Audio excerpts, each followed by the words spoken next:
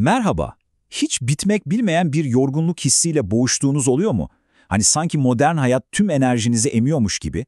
İşte bu bölümde bu tükenmişliğin panzehirini, yani belki de hepimizin gözden kaçırdığı o basit ama inanılmaz güçlü çözümü konuşacağız. Kendimize ait bir dünya yaratmayı.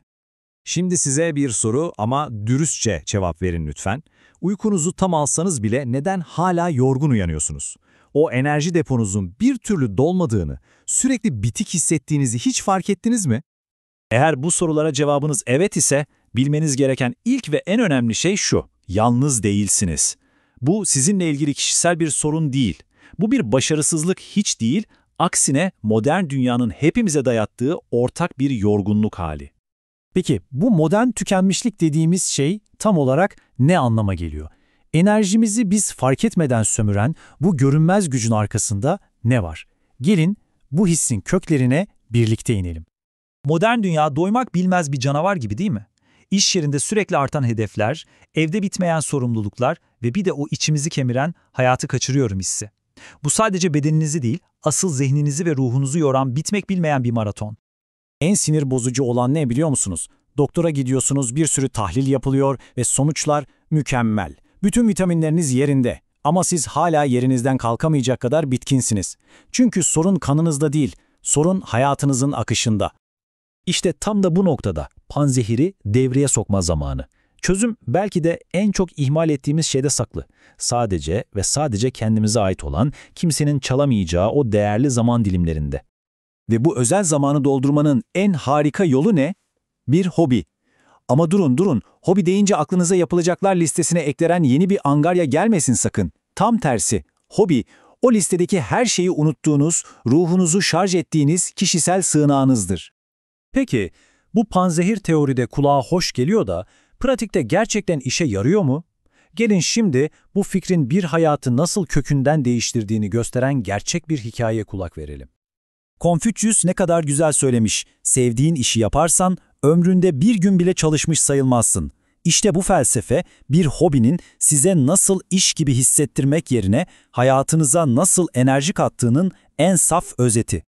Kaynağımızdaki anlatıcının hikayesi tam da bu felsefeyi yansıtıyor. Bundan 20 yıl önce bir blogla başlamış bu yolculuk. O zamanlar araştırmak, yazmak, insanlarla bağ kurmak ona müthiş bir keyif veriyormuş. Bugünse o tutku bir YouTube kanalına dönüşmüş durumda. Gecenin bir yarısı video hazırlamak onu tüketmiyor, tam tersine hayata bağlıyor, enerjiyle dolduruyor. Ve bu sihir sadece ona özel değil. Mesela bir arkadaşı zihnindeki o bitmek bilmeyen gürültüyü ahşabı yontarak susturuyor. Bir diğeri kurumsal hayatın o boğucu stresini bir atın sırtında 4 nala giderken rüzgara bırakıyor. Anlayacağınız, herkesin panzehiri farklı bir şişede. Peki, harika, bir hobiye başladık diyelim ama nasıl devam ettireceğiz? İşte burada çoğu kişinin düştüğü bir tuzak var. Başarının sırrı o ilk anlık heveste, yani motivasyonda değil, çok daha güçlü bir şeyde gizli: disiplinde. Aradaki farkı çok iyi anlamak lazım. Bakın, motivasyon bir havai fişek gibidir, parlaktır, heyecan vericidir ama anında söner. Bu hafta kesin tenise başlayacağım dersiniz ve o kadar. Disiplin ise her gün suladığınız bir tohum gibidir. Her salı gitar dersi alacağım kararlılığıdır. Biri sizi yolda bırakır, diğeri ise zamanla kök salar ve sizi bambaşka bir yere taşır. Ve şunu aklınızdan asla çıkarmayın: eğer yaptığınız şey günün sonunda enerjinizi tüketiyorsa, o bir hobi değil, ikinci bir iştir. Gerçek bir hobi enerjinizi çalmaz, tam aksine enerjinizi geri verir. Sizi hayata karşı yeniden doldurur, deponuzu fuller. Evet, bu kadar teori yeter. Artık harekete geçmeye hazır mısınız? Size hayatınızı geri kazanma yolunda atacağınız ilk adım için çok basit, sadece 10 dakikalık bir meydan okuma sunuyorum.